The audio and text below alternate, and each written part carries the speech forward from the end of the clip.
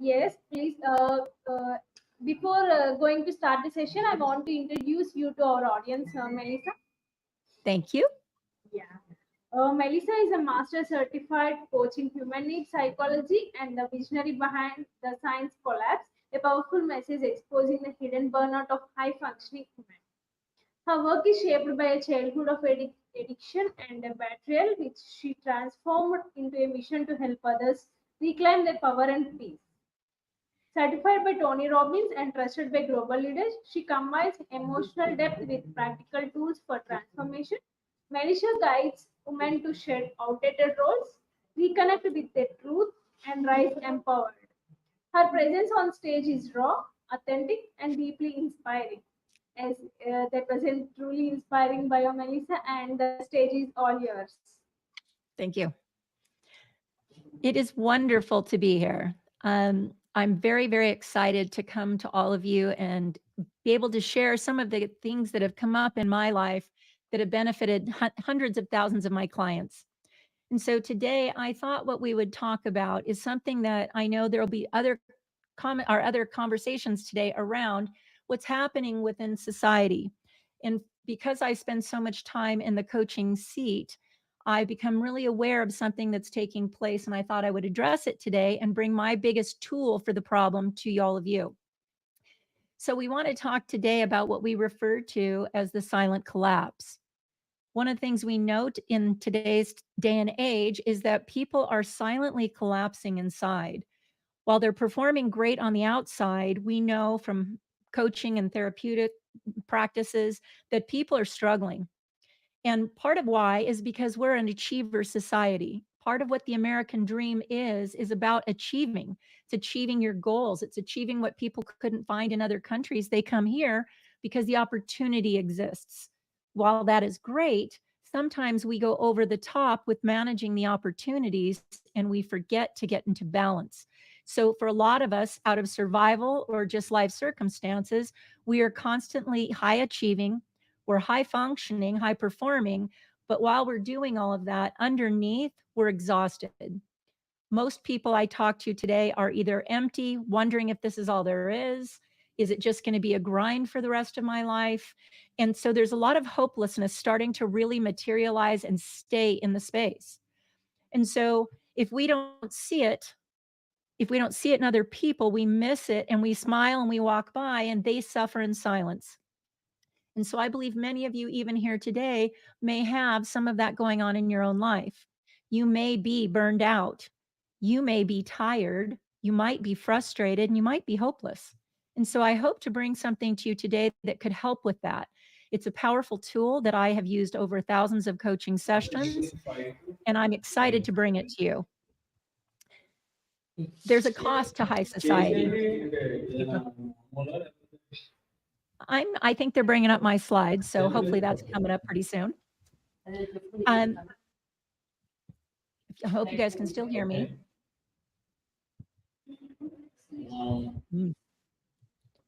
Well, I'm hoping you guys can hear me. I'm just going to keep going until they tell me to stop. But what we're dealing with right now are nervous systems. People have lost their joy. They've lost the ability to rest and relax, and they're really fighting to find their true identity.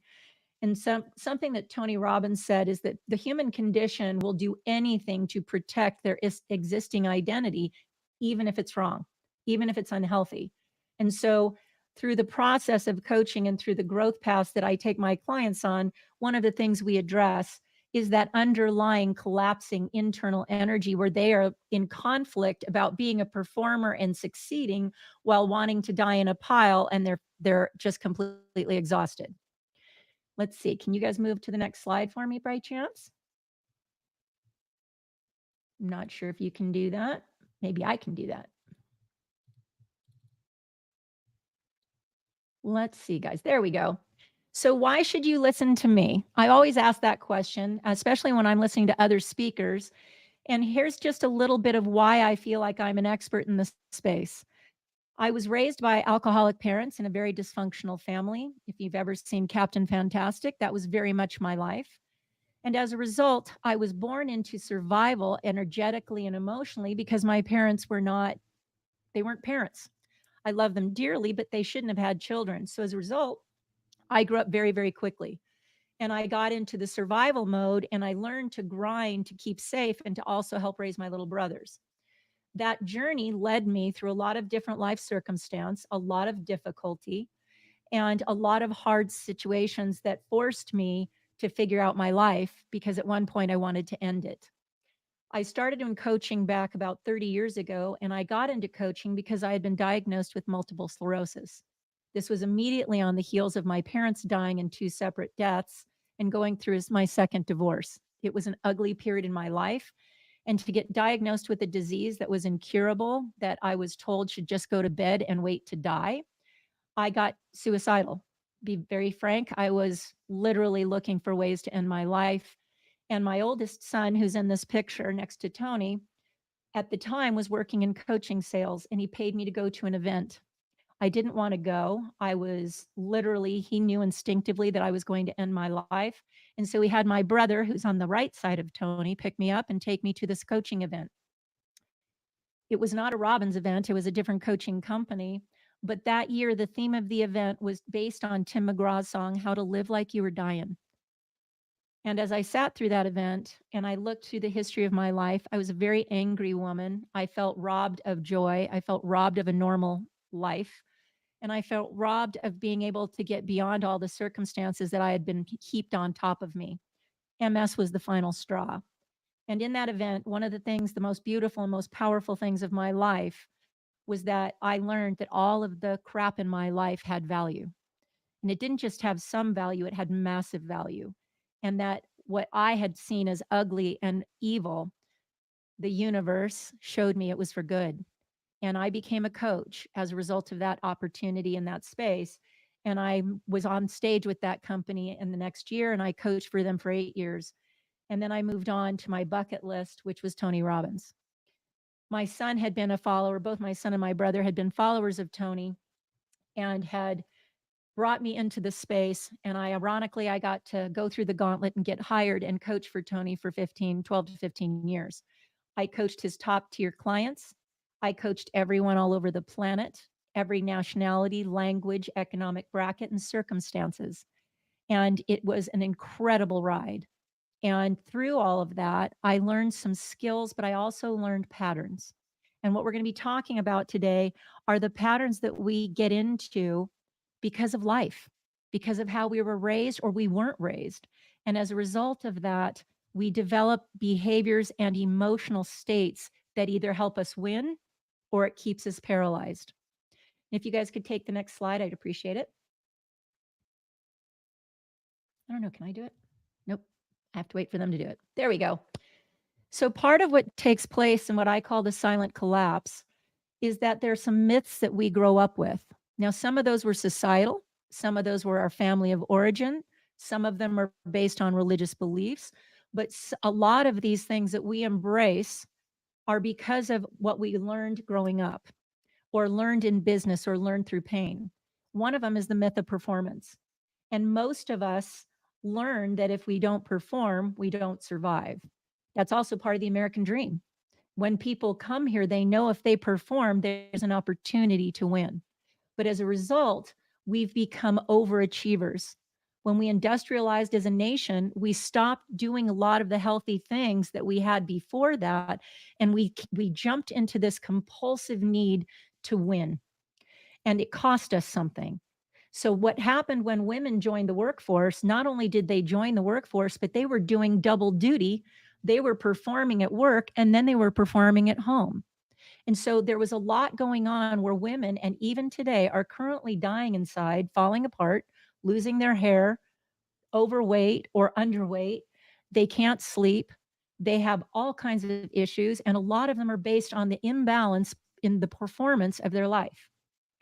The second myth is self-sacrifice.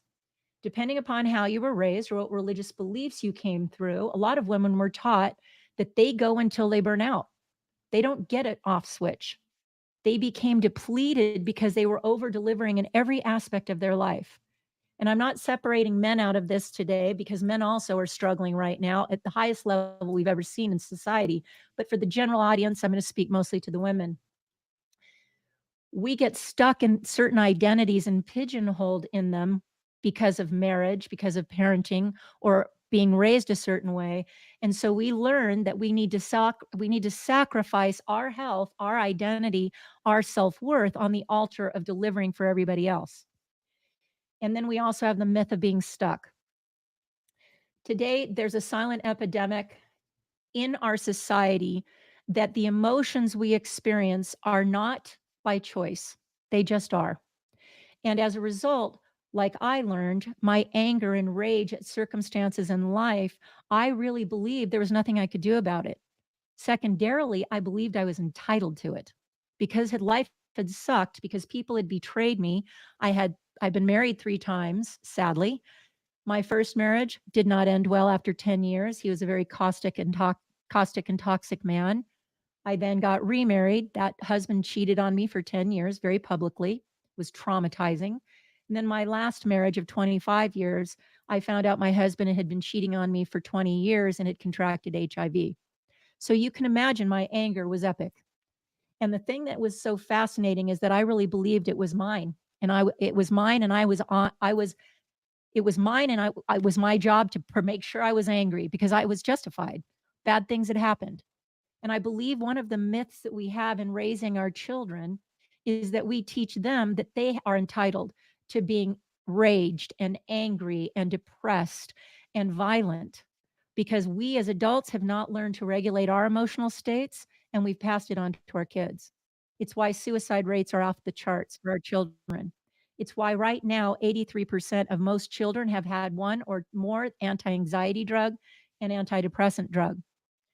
We had 85,000 children under the age of 1 year old in 2023 and 2024 who were medicated on antidepressants and anti-anxiety drugs. So our children are not learning how to manage their energy or their emotions, and we're teaching them that they're entitled to all the wrong ones, and that's all they get.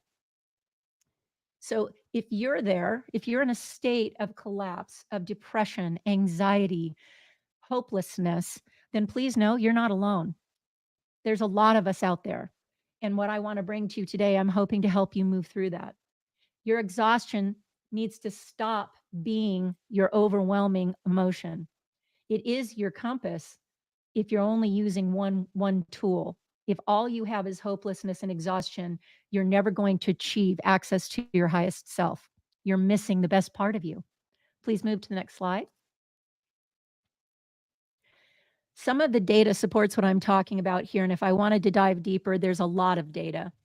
But right now, statistically, women are 2 times more likely to burn out than men. Part of that's because we do double duty. It's not enough just to go to work and come home and sit in the recliner and watch sports for us.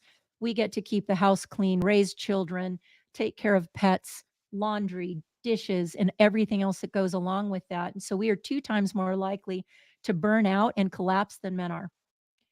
Our female leaders are burning out at a very rapid rate.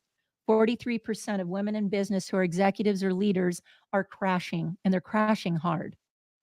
We have chronic stress conditions right now that have exceeded anything we've ever seen in society. Women are now in chronic stress situations. 68% of women on the planet are in chronic stress situations. I believe this number is inaccurate because of my personal experience, but this data says that 16% of women battle anxiety or depression. I would challenge that and guess it's closer to 50%. Annual cost of burnout to businesses right now, $300 billion. And that number is going to probably double this year because of our burnout conditions and our lack of ability to manage our energy. And then part of why this is so challenging is that 40% of women now own businesses in the US. So we are now not only running families, giving birth, raising children, taking care of everything else, but we're also running businesses. And so you can see that the compounding effect, a lot of this is causing women to crash and burn. And so if we don't address it, if we don't speak to it, and we don't make it public knowledge, then it's going to continue and it's going to worsen. Because like it or not, our children are learning from us. And so we want to make sure we enhance and heal our experience so our children don't get there. And the reason I say that is they may not be as good as us in managing depression and anxiety. And if we don't figure this out, the suicide rate will triple. Please go to the next slide. So as I was working in this conversation around how do I change it? I knew I was angry. I knew I was depressed. I knew I hated my life. And I knew at that time, I did not know there was any way out other than to grind and just stay in movement. Well, as a result of different coaching programs and a lot of the work I do, I discovered this process, and a lot of you have heard of it. It's called Pareto's Law. Now, most of us have only heard Pareto's Law referred to in a sales context that 20% of the people do 80% of the business. And that is accurate. I think that universal law has been proven, but there's a much deeper message from Pareto, and most of us have missed it. Where I learned this was watching high level people when I was working for Tony. I had the pleasure of coaching his top tier clients, his platinum partners. And what I was witness to was that all these highly successful people like Tony, like Oprah, like Ellen, all these people had figured something out that the vast majority of the population didn't get. And I wanted to know what it was, because if they could win, why couldn't I? And so I started researching. And one of the things I came up with was that we have been all taught from birth, just like our parents were and their parents before them, we've been taught how to do things. And so over the course of our lives, like we've taught our children and they're going to teach their children, our lives have been 90% focused on how to do life, how to crawl, walk, ride a bike, go to school. Then our teachers teach us how to do the subjects. If we graduate and we go on to college, we learn how to do those subjects. If we go into business or we get a job, we learn how to do the job. So over time, what we've done is we've overdeveloped the how muscle. And so when we look at the formula for success and we want to leverage Pareto's law, one of the biggest pieces we need to recognize is that we have the ratio backwards. Most of us are 80% to 100% in how to do life, how to do the mechanics of life. And what these successful people figured out is they did it backwards. They flipped it. Rather than living an 80 to 100% on how to make money, they cracked the code. And they recognized that when they were out of the formula for success and they were 80% to 100% in how to build something, do something, there were symptoms that showed up. And these symptoms are our flags for ourselves and also for our children. And if you have people under your employ, when you recognize these flags, you're going to be able to help them shift very quickly with a very simple process. When we are more than 20% in the mechanics of life, one of the things that happens in our symptoms that show up are very clear. So you may want to write these down. When I'm out of the formula for success and I'm in a state of anger, depression, frustration, whatever that looks like, these symptoms show up and they look a lot like procrastination, self-doubt, self-sabotage, anxiety. Like I said, 80,000 children under the age of 1 were put on anti-anxiety medications. There's a problem. Then we have overwhelm. It's a new buzzword. Everybody we talk to is in a state of overwhelm. And believe it or not, they are. Stress. Stress is the achiever's word for fear. And everybody we know is in some degree of stress. And ultimately, we go into depression. We go into a state of paralysis by analysis, and we loop relentlessly trying to find out how to get out of pain, how to make more money, how to pay our bills, how to take care of our kids. And our entire life is looping in a situation we can't get out of. And so when we're there and we're in those loops, our bodies kick off cortisol. And what happens with cortisol is what happened to me. Because most of my life was in a state of survival, anger, frustration, scarcity, and fear, I lived in high levels of cortisol. And that is how I got MS. I have no doubt about it. When our bodies are staying in high levels of cortisol for extended periods of time, we've seen an absolute Richter rise of autoimmune disease. They are very much related to cortisol imbalance. Men get fat around the middle. We women are lucky. We just get fat everywhere when we're in a cortisol flood. Men just get that tire around the middle. We get it everywhere. But here's where it got interesting. When I learned what cortisol did to my body, I started to ask better questions. And one of the questions was, how does it keep me where I'm at? Well, when I'm in a state of cortisol, and why so many people are frustrated, why so many kids don't know what to do with this, is because we lose access to the right side of our brain. And believe it or not, ladies, the right side is our feminine. The left is the logical side is the masculine. Well, when I lose my ability to find solutions because I've lost access to the creative troubleshooting side of my brain because cortisol shut it off, it's the fight or flight hormone. It's in our body for one reason, to fight or flee. But because we've become such achievers and we're in these cortisol floods, it stays in our bodies for extended periods of time and it does damage. But the biggest damage in this conversation is we lose access to the emotions and the solutions we need to fix the problem, to change the situation. And so it just gets worse and worse and worse. And how to fix it is magic. Rather than asking how, this is the power, people. Instead of asking, how am I going to make more money? How am I going to fix this situation? How am I going to change my life? We need to ask a better question. What these successful people did to flip the ratio is they stopped asking how. They started asking who. Who do I need to be to change this problem? Who do I need to be to help my kids? Who have I been in the past when I kicked ass, organizing and getting things cleaned up and taking action, inspired action? Who was I when I kicked the winning field goal in school? Who, if you don't know any who's, if you don't have any positive references of any wins in your life, and I have coached a lot of people like that, you can use other people's story. Who can I model after? I'll do a lot of work with helping clients identify someone they can model after, embrace the behavior, embrace the beliefs that that person has, and change their life. So the who question drops us out of being a victim in our head to the mechanics of the problem, the logical side that we can't fix. And to get better results, we have to get out of our head and we have to drop into our heart. When I'm faced with anger or I'm faced with a situation that I can't get out of, it is imperative that I find a new way to get solution. And the fastest way to do that is to get out of my head and drop into my heart, which is where passion lives. Passion is not an intellectual exercise. If I want to get passionate about building a business, raising a family, changing my life, it is not a logical question, believe it or not.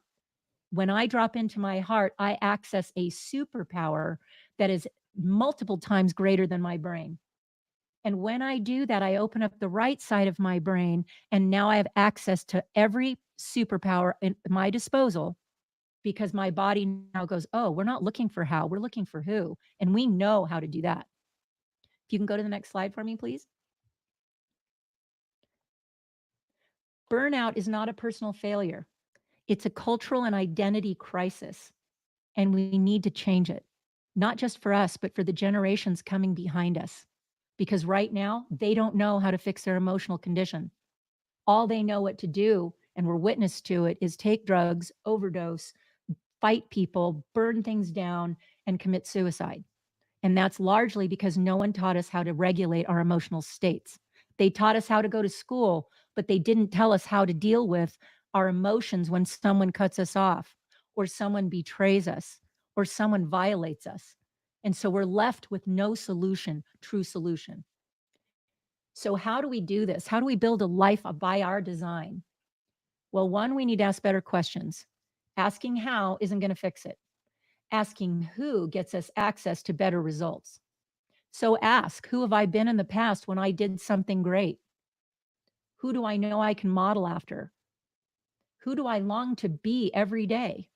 One of the worst parts of my life is I hated being angry. I had been called a Nazi, a bitch, militant, a control freak, all out of my need to survive. And I hated it. I hated the labels, because at my core, I'm lover. I'm a lover, and I'm light, and I'm a goddess of healing. But I could never get to it because the rage, I couldn't find a way to manage it. And it kept me safe. Those bad emotions, if I was more intimidating, I could stay safe. And so I had to access a new version of me, and I had to redefine what she looked like.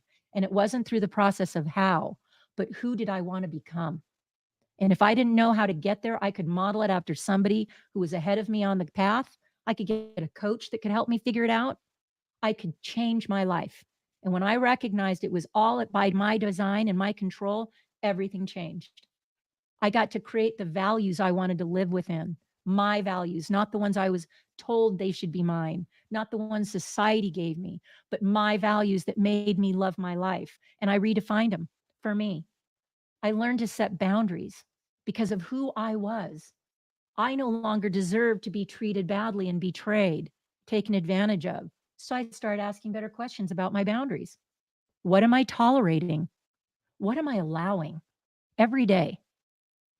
What behaviors make me feel terrible that I gloss over and soften because I don't want to deal with the hard thing on the other side of that? And I started asking, what's one thing I can do today to access my power and live a life I love? And then I created rituals that supported those beliefs. And I started asking every day, how can I love myself more today? How can I create more safety and enjoyment in my day to day? How can I access the parts of me that need to come forward? Now, if you'll notice, 3/4 of this are not how questions. Only the last quarter go to the how. I start with who and what, always out of the gate. If you guys want to go to the next slide, that'd be great.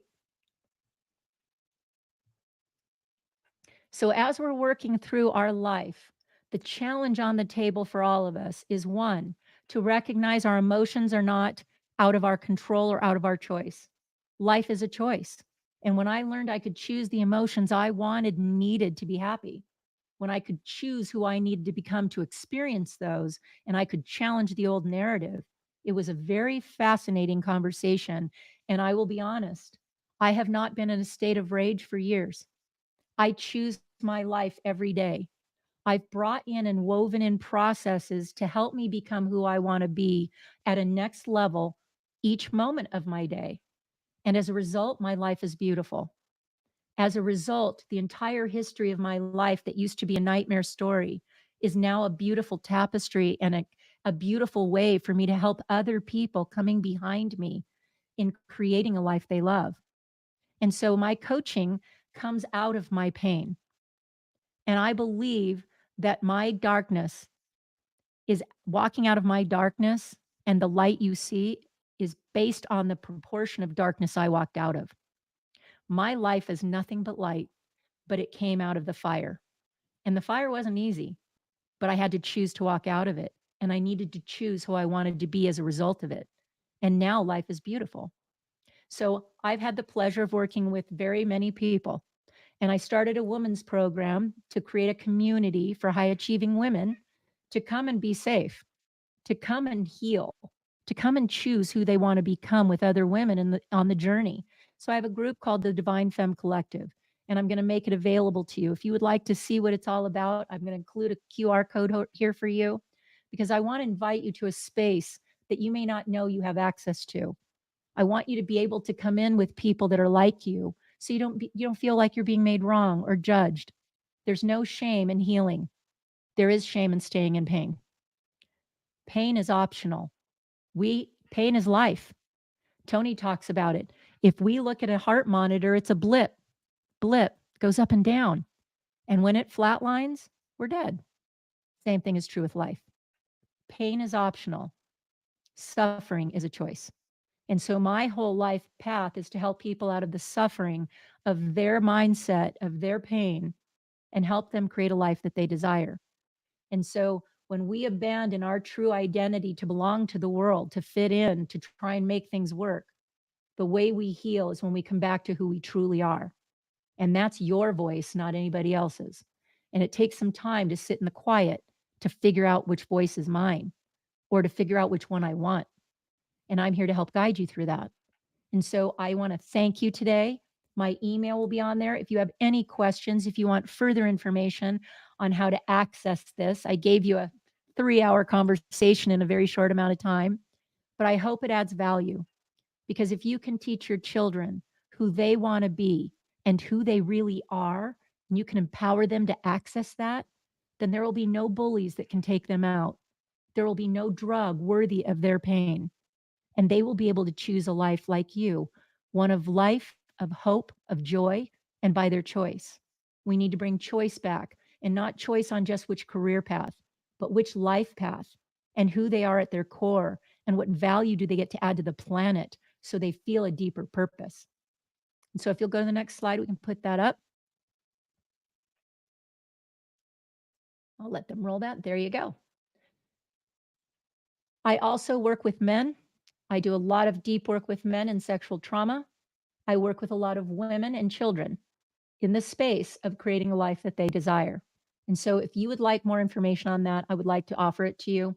And I hope that any of you out there that are in suffering would put your hand up, because I would love to see you heal. And I'd love to see you have a life that you love every day. And it doesn't mean you can't be a success. In fact, it's the truest definition of success.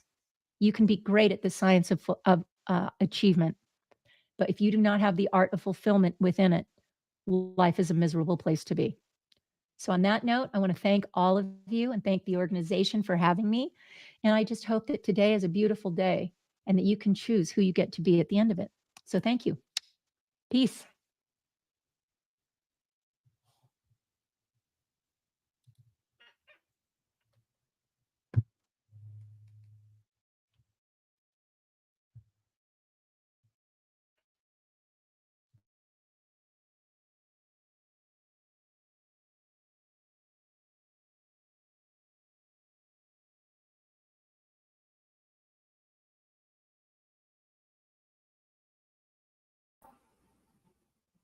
Yes, Melissa, your journey is really inspiring and you are inspiration to many women.